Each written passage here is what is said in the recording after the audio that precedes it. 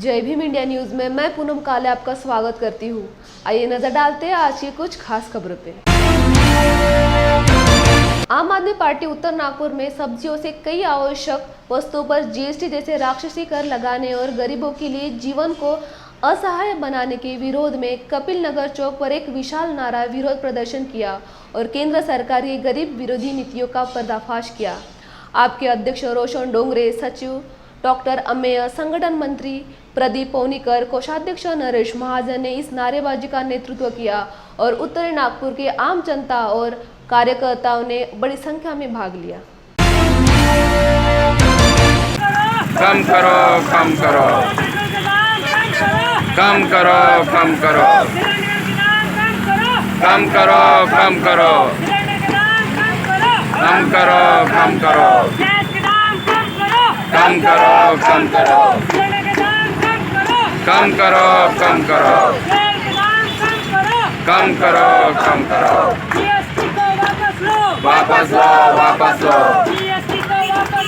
वापस लो, वापस लो, खाली करो, खाली करो, खाली करो, खाली करो, खाली करो, महंगाई पे कुछ तो बोलो, कुछ तो बोलो, कुछ तो बोलो, महंगाई पे कुछ तो बोलो, कुछ तो बोलो, कुछ तो बोलो, अरे डर गए क्या कुछ तो बोलो, कुछ तो बोलो, कुछ तो बोलो, अरे डर गए क्या कुछ तो बोलो, कुछ तो बोलो, कुछ तो बोलो।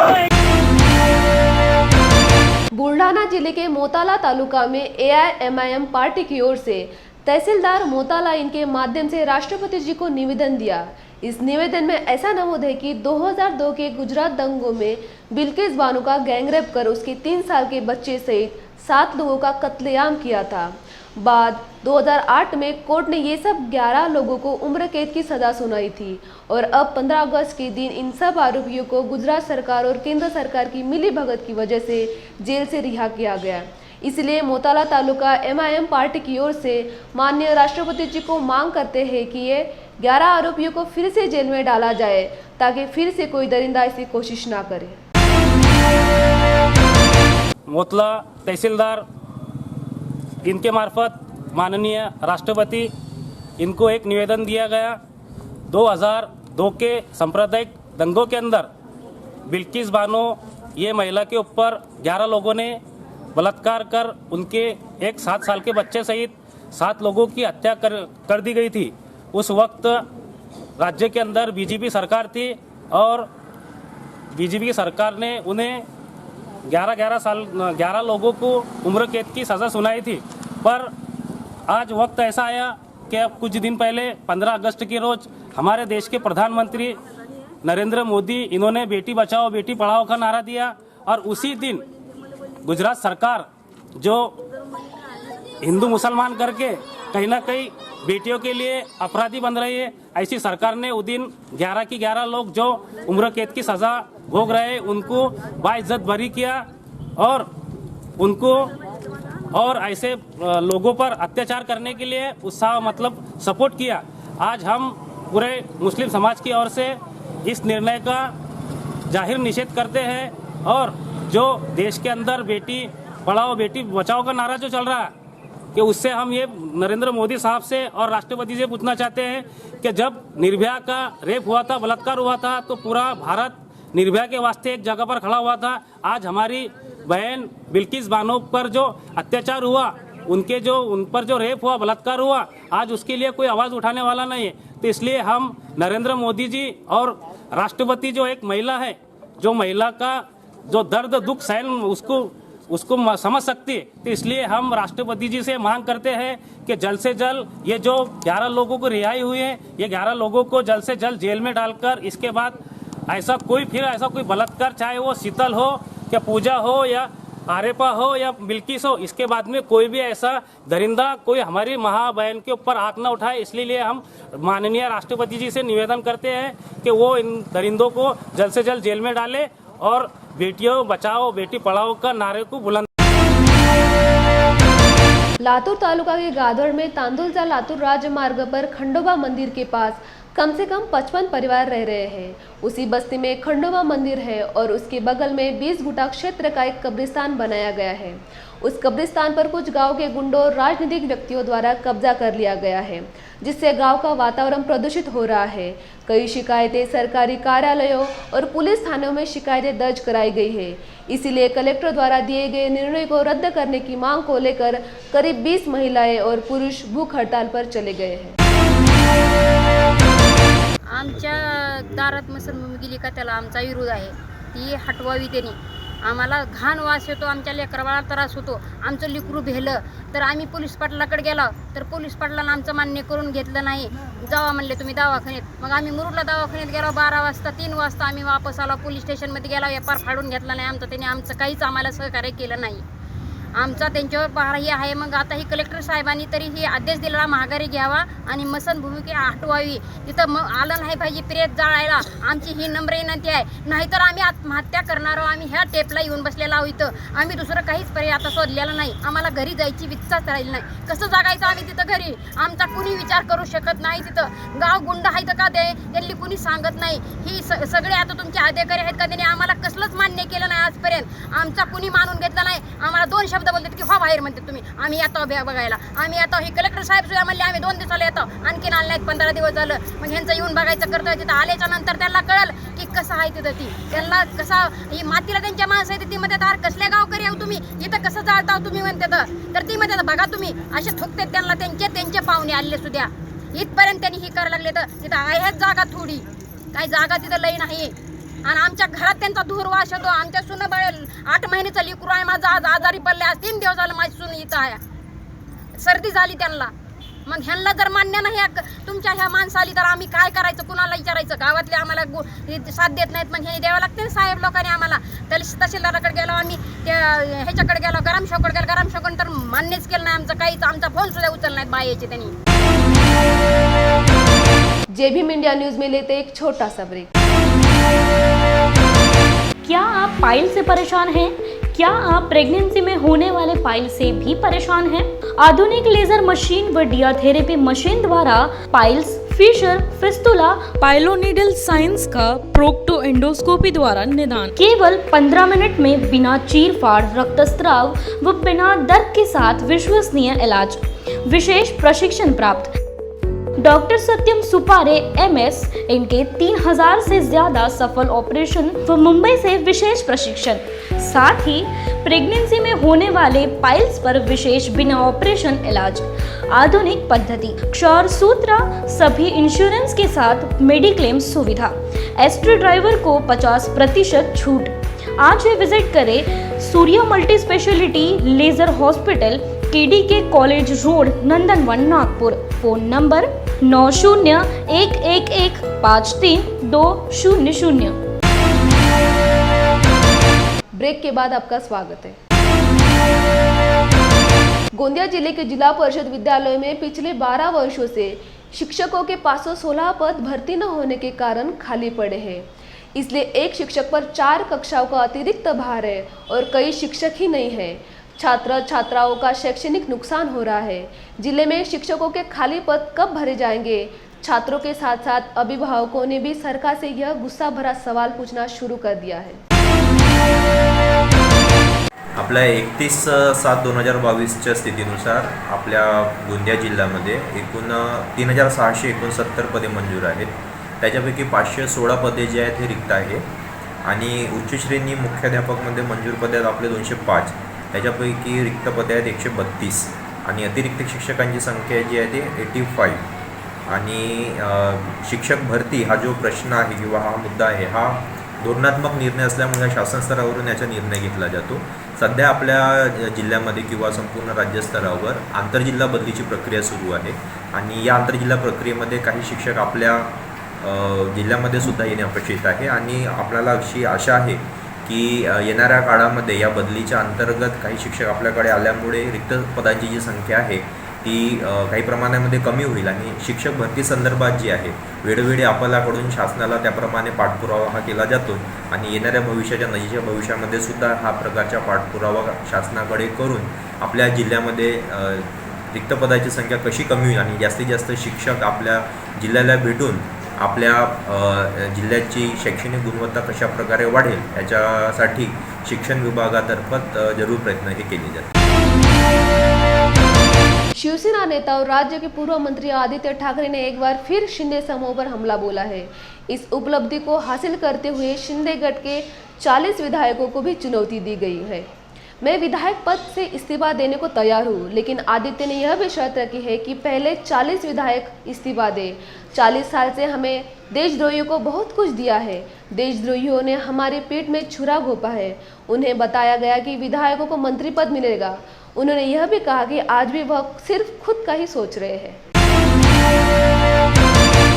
अरे मी तर म्हणतोय पहिलं 40 लोकांनी द्यावा, चला मी पण देईन आणि निवडणूक लढवीन, पण माझं म्हणणं हेच आहे की हे सरकार घटनाबाह्य आहे, बेकायदेशीर आहे. पूर्ण महाराष्ट्र असेंब्ली डिझॉल्व्ह करा आणि सगळेचे सगळे निवडणुकीला सामोरे जाऊ. एकदा जनतेला ठरवू दे की लोकप्रियता कोणाची आणि काय मान्य आहे लोकांना. मुख्य गोष्ट हीच आहे की जे काही चाललेलं आहे ते आपल्या देशाला हानिकारक आहे. आपण बघत असाल ही जी काही गटतटाची राजकारण झालेलं आहे, गद्दारी जी झालेली आहे, असं जर हे लेजिटिमाइज व्हायला लागलं तर ह्या देशाच्या प्रत्येक राज्यात मोठी राजकीय अस्थिरता निर्माण होऊ शकेल आणि हे कुठच्याही देशाला ना आपल्या देशाला कधी परवडणारं नाही आहे. जनतेला आवडलं नाही गद्दारी आणि म्हणून मी सांगतोय की 40 लोकांनी राजीनामे द्यावे, आपण निवडणुकीला सामोरे जाऊ. मुंबई महापालिकेची चौकशी लावलेली आहे. आदित्यजी, मुंबई महापालिकेची चौकशी लावलेली आहे. याबद्दल तुम्ही नक्की होऊ द्या चौकशी, कारण आम्ही जी चांगली कामं केलेली आहेत, आम्हाला मार्केटिंग जमलं नाही, कदाचित त्या चौकशीतून लोकांच्या समोर येईल. केंद्रीय राज्य मंत्री SP सिंह बघेल कोल्हापुर में आए थे। शाहूवाड़ी तहसील पंचायत समिति के सभागृह में उनके अध्यक्षता में बैठक संपन्न हुई। इस बैठक में उन्होंने केंद्र शासन द्वारा विविध योजना के बारे में अधिकारी को जानकारी दी। इस वक्त उनके साथ विधायक गोपीचंद पदलकर, जिला परिषद मुख्य कार्यकारी अधिकारी संजय सिंह चौहान, जिला परिषद आरोग्य अधिकारी डॉक्टर योगेश सारे, कोल्हापुर महानगर पालिका आयुक्त एकादम्बरी बलकवड़े तथा अन्य अधिकारी मौजूद थे।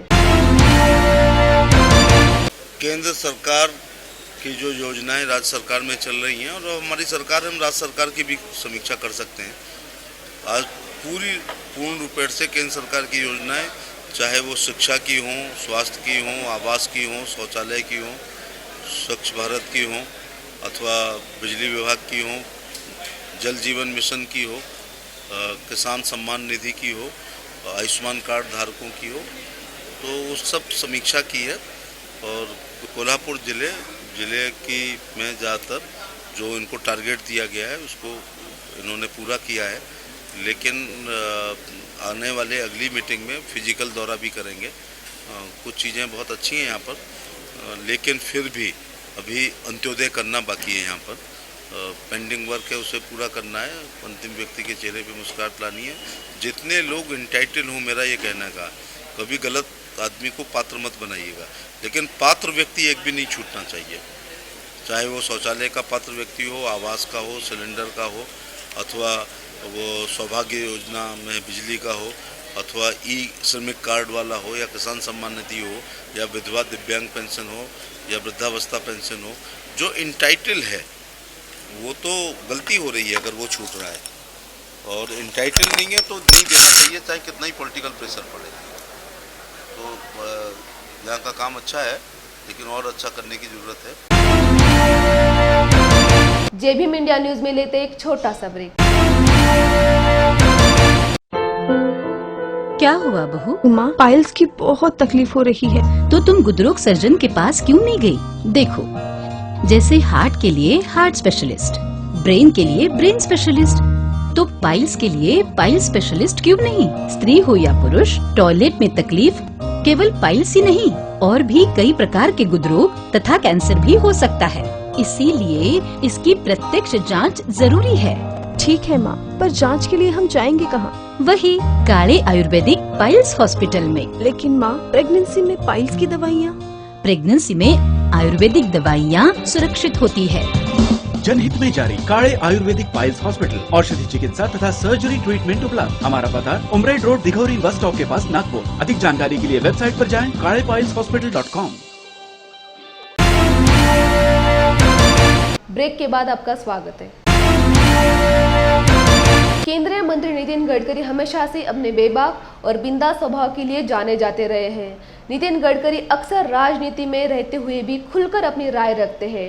यह पहले भी कई बार साबित हो चुका है और हाल ही में एक बार फिर इसकी पुष्टि हुई है। दिल्ली में आयोजित एक कार्यक्रम में बोलते हुए नितिन गडकरी ने कुपोषण के मुद्दे पर टिप्पणी की। इस मौके पर उन्होंने एक पुराना किस्सा सुनाते हुए याद किया कि कैसे उन्होंने अधिकारियों से कहा था कि मंत्री पद गया तो भी कोई फर्क नहीं पड़ता। कि मैं भी बहुत सामान्य व्यक्ति हूँ और आज भी मैं फुटपाथ पर खाने वाला, थर्ड क्लास में पिक्चर देखने वाला और नाटक पीछे से देखने वाले लोगों में से बड़ा हुआ हूँ। तो मुझे वो जीवन बड़ा अच्छा लगता है। जेड प्लस सिक्योरिटी गार्ड अड़चने आती है तो मैं सबको रात को छोड़ने के बाद फिर निकल जाता हूँ फुटपाथ पर, क्योंकि वो मैं वहाँ अक्सर मुझे मेरी औकात की याद दिलाती है। जब गांधी जी अक्सर ये कहते थे कि कानून का पालन तो होना ही चाहिए। मैंने आज तक जीवन में किसी अधिकारियों को कानून तोड़ने के लिए कहीं नहीं कहा। मैं कहता हूं break the law up to the last limit of breaking point. और ये समझो कि इसमें स्पिरिट क्या है। और दूसरी बात गांधी जी ने कही है कि जब आपको ऐसा लगेगा कि आपका कोई भी निर्णय करने के लिए ये निर्णय गरीब व्यक्ति के हित में, जो शोषित है, पीड़ित है, दलित है, सामाजिक, आर्थिक, शैक्षणिक रूप से पिछड़ा हुआ है और उस व्यक्ति से इससे न्याय मिलने वाला है, तो इस न्याय को, इस कानून को अगर आपको तोड़ना पड़ेगा तो आप जरूर तोड़िए, क्योंकि उसमें उसका हित है। पर जब कानून तोड़ते हुए किसी व्यक्तिगत स्वार्थ के लिए, किसी और उद्देश्य से जब तोड़ोगे तो वो गलत होगा। मुझे बहुत अच्छा अनुभव आया। मैं महाराष्ट्र में मंत्री था और अमरावती जिले में एक मेळघाट तहसील थी और वहाँ 2500 बच्चे कुपोषण से मर गए। और वो मरने के बाद काफ़ी वर्ल्ड लेवल पर काफ़ी हाहाकार मचा। आपको याद होगा ये 96-97 की बात थी। तो हमारे मुख्यमंत्री जो थे मनोहर जोशी, वो मुझे कहते थे कि नितिन ये कैसी स्थिति है, ये मेळघाट में 450 गांव है, एक भी गांव में रास्ता नहीं है, ये लोगों का कैसे होगा। तो फिर वो बार बार, मैं भी पीडब्ल्यू मिनिस्टर था, मीटिंग करवाता था और फॉरेस्ट एंड एनवायरनमेंट के चीफ कॉन्जर्वेटर ऑफ फॉरेस्ट आते थे और 4 से 5 बार मनोहर जोशी उनको कहते थे।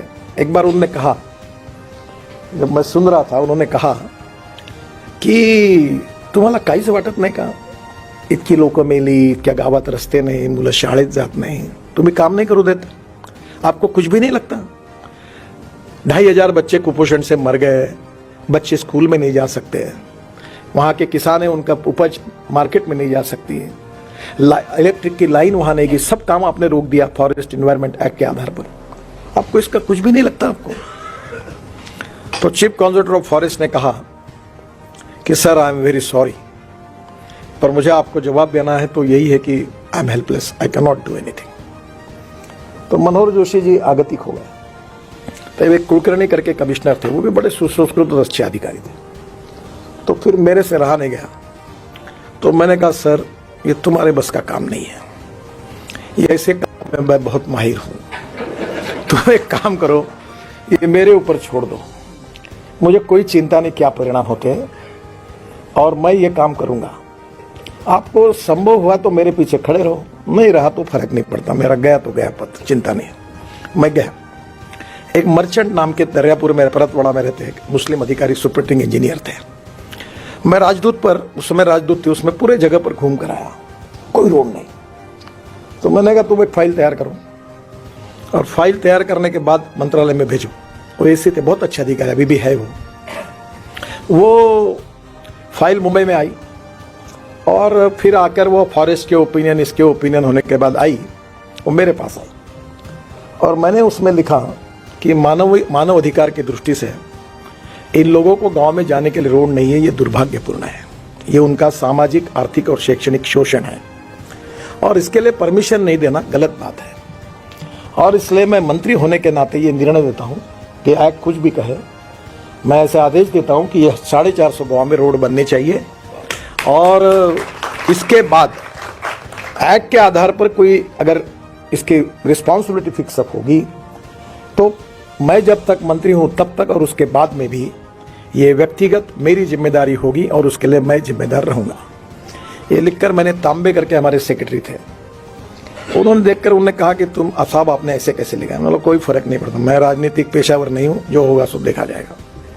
और मैं गया, क्या कहा वो मैं अब नहीं बताऊंगा फॉरेस्ट वालों के लिए, क्योंकि वो ठीक नहीं होगा। पर मैंने 450 गांव में रोड बना दिया। और डॉक्टर अलेक्जेंडर हमारे गवर्नर थे, बहुत अच्छे संवेदनशील व्यक्ति थे, मैं उनको हेलीकॉप्टर से लेके गया उद्घाटन के लिए और वो पहले 5 गांव में जाने वाले थे, फिर वो 20 गांव में गए, 2 दिन वो चिखलदरा रुके थे और वो इतने खुश हुए। और फिर हाईकोर्ट में एक PIL भी हुई, तो कोर्ट ने कहा ये वायलेशन है। तो फिर डिपार्टमेंट को सरकारी अधिकारी बोल रहे थे एफिडेविट करना है, हमें मेरा नाम लिखो, जो सजा करनी है कोर्ट को मुझे करने दो, क्योंकि इट्स माई डिसीजन। गई तो वो डर गए, बोले ऐसा कैसे लिखना चाहिए। मैंने बोला कोई फर्क नहीं पड़ा, politics is the instrument of socio economic reform. अगर मैं मंत्री होने के साथ अगर गरीब व्यक्ति को न्याय नहीं दे सकता तो कोई बात नहीं, जो होगा सो देखा जाएगा। शिवनी स्थित श्मशान घाट के प्रवेश द्वार का नाम शहीद प्रशांत राउत के नाम पर रखा जाना चाहिए। पिछले 12 वर्षों से शहीद प्रशांत राउत के स्मारक के लिए खुली जमीन को लेकर कई शिकायतें और निवेदन दिए गए हैं, लेकिन वरिष्ठों द्वारा कोई कार्यवाही नहीं की गई है। स्वतंत्रता के अमृत महोत्सव पर शिवनी गांव के नागरिकों ने शहीद प्रशांत राउत के चौराहे पर स्मारक स्थल के सौंदर्य प्रकरण के लिए भव्य हस्ताक्षर अभियान चलाया। साथ ही अकोला कलेक्टर कार्यालय में विभिन्न मांगे दी गई, जबकि निवेदन देते समय जयेंद्र वानखेड़े, प्रवीण वाहुर वाघ, प्रमोद मुरुमकर, मिलिंद जगताप आदि मौजूद रहे। आज हम शिवनी के नागरिक यहाँ पर जिलाधिकारी कार्यालय अकोला यहाँ पर शहीद प्रशांत राउत, इनका शिवनी में जो चौक है और जो चौक का जो सौंदर्यीकरण तथा जो उसका शिवनी में जो स्मशान भूमि है, जो प्रवेश द्वार है, वहाँ पर शहीद प्रशांत राउत इनका नाम निर्देश होना चाहिए। और जो स्मारक उनका बहुत दिन से प्रलंबित है, उसके हेतु यहाँ पर आज हम सब शिवनीवासी ने कलेक्टर साहब को ज्ञापन सौंपा है। अगर हमारी ये जो मांगे हैं वो अगर शासन ने अगर मान्य नहीं की तो आने वाले दिनों में हम हमारे जो गांव शिवनी के जो नागरिक है वो नागरिक को लेके यहाँ पर बड़े तोमाने तौर से आंदोलन करेंगे। आज के लिए बस इतना ही। देखते रहिए JVM इंडिया न्यूज़।